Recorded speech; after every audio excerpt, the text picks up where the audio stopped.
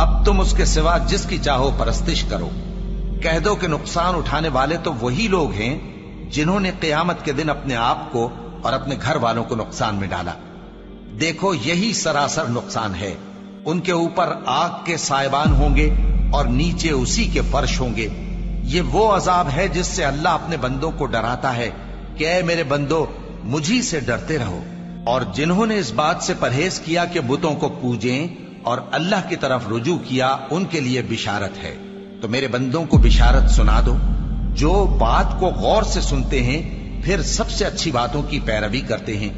यही वो लोग हैं जिनको अल्लाह ने हिदायत दी और यही अक्ल वाले हैं। भला जिस शख्स पर अजाब का हुक्म सादिर हो चुका हो, तो क्या तुम उसे जो दोजख में पड़ा हो निकाल सकते हो? लेकिन जो लोग अपने परवरदिगार से डरते हैं, उनके लिए ऊंचे ऊंचे महल हैं जिनके ऊपर बालाखाने बने हुए हैं और उनके नीचे नहरें बह रही हैं। ये अल्लाह का वादा है, अल्लाह वादे के खिलाफ नहीं करता। क्या तुमने नहीं देखा कि अल्लाह आसमान से पानी नाजिल करता, फिर उसको जमीन में चश्मे बनाकर जारी करता, फिर उससे खेती उगाता है जिसके तरह तरह के रंग होते हैं, फिर वो तैयार हो जाती है। बस तुम उसको देखते हो कि जर्द हो गई है, फिर उसे चूरा चूरा कर देता है। बेशक इसमें अक्ल वालों के लिए नसीहत है। भला जिस शख्स का सीना अल्लाह ने इस्लाम के लिए खोल दिया हो, सो वो अपने परवरदिगार की तरफ से रोशनी पर हो, तो क्या वो सख्त दिल काफिर की तरह हो सकता है? बस उन पर अफसोस है जिनके दिल अल्लाह की याद से गाफिल और सख्त हो रही हैं, और यही लोग सरासर गुमराही में हैं। अल्लाह ने निहायत अच्छी बातें नाजिल फरमाई हैं, यानी किताब जिसकी आयतें बाहम मिलती जुलती हैं और दोहराई जाती हैं। जो लोग अपने परवरदिगार से डरते हैं, उनके बदन के रोंगटे उसे सुनकर खड़े हो जाते हैं, फिर उनकी खालें नर्म हो जाती हैं और दिल भी नर्म होकर अल्लाह की याद की तरफ मुतवज्जे हो जाते हैं। यही अल्लाह की हिदायत है।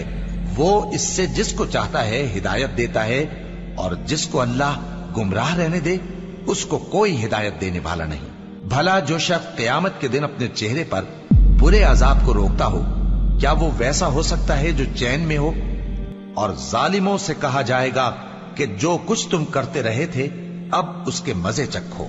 जो लोग इनसे पहले थे उन्होंने भी तकजीब की थी, तो उन पर अजाब ऐसी जगह से आ गया कि उनको खबर ही न थी। फिर उनको अल्लाह ने दुनिया की जिंदगी में रसवाई का मजा चखा दिया, और आखिरत का अजाब तो बहुत ही बड़ा है। काश ये समझ रखते। और हमने लोगों के समझाने के लिए इस कुरान में हर तरह की मिसालें बयान की हैं ताकि वो नसीहत हासिल करें। ये कुरान अरबी है जिसमें कोई ऐब और इख्तिलाफ नहीं, ताकि वो डर माने।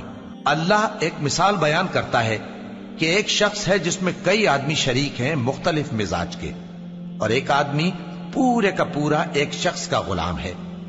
भला दोनों की हालत बराबर है?